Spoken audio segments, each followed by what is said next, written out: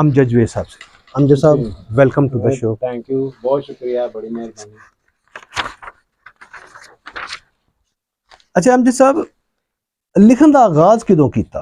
किहड़ी class C ते सब तो पहलों नज़म लिखी या कहानी लिखी? अच्छा, पहली गल ते कि तुहाडा बहुत शुक्रगुजार हाँ, ਤੁਸੀਂ ਮੇਰਾ ਇੰਟਰੋ ਜਿਹੜਾ ਹੈ ਉਹ ਤੁਸੀਂ ਉਰਦੂ 'ਚ ਕਰਵਾਇਆ ਤੇ ਆਪਾਂ ਗੱਲ ਪੰਜਾਬੀ 'ਚ ਕਰਨੀ ਸ਼ੁਰੂ ਕਰ ਦਿੱਤੀ ਹੈ। सारियां अपनियां ਤੇ ज़बानां ने ਆਪਣੀਆਂ जी। ਜ਼ੁਬਾਨਾਂ ਨੇ हाँ। ਔਰ ਬੜੀਆਂ ਮਿੱਠੀਆਂ ਜ਼ੁਬਾਨਾਂ ਨੇ ਔਰ ਬਹੁਤ ਅੱਛੀ ਗੱਲ ਹੈ।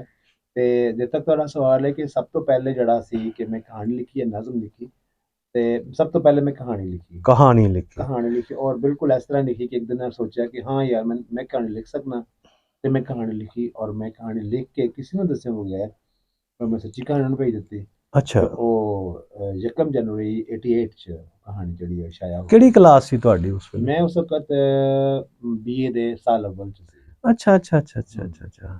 यानी कि तो पहलों कदी तुहानू एहसास नहीं होया 5वीं 10वीं 12वीं तक कि तुसी कुछ लिख सकदे हो? नहीं, मैं उस सी कि जड़ा ਐਵੇਂ ਮੁਸ਼ਾਇਰੇ ਖਰਾਬ ਕਰਦੇ ਹੁੰਦੇ ਸੀ ਅਸੀਂ। अच्छा अच्छा। ਤੇ ਐਫਏ ਦੇ ਲੈਵਲ ਤੇ ਨਾ, ਐਫਏ ਲੈਵਲ ਤੇ ਅਸੀਂ ਮੁਸ਼ਾਇਰੇ ਉਸ ਤੋਂ ਪਹਿਲੇ ਸਿਰਫ ਮੈਂ ਪੜ੍ਹਦਾ ਹੁੰਦਾ ਸੀ, ਮੈਂ ਪੜ੍ਹਨ ਦਾ ਜਨੂਨ ਦੀ ਹੱਦ ਤੱਕ ਸ਼ੌਕ ਹੁੰਦਾ ਸੀ। हम्म। ਤੇ ਔਰ ਉਹਦੇ ਵਿੱਚ ਨਾ ਇਹ ਦੇਖਿਓ ਬਗੈਰ ਕਿ ਕੌਣ ਰਾਈਟਰ ਕਿਸ ਤਰ੍ਹਾਂ ਸਭ ਹਰ ਚੀਜ਼ ਪੜ੍ਹੀ ਜਿਹੜੀ ਉਹਨਾਂ ਦਿਨਾਂ 'ਚ ਅਵੇਲੇਬਲ ਸੀ।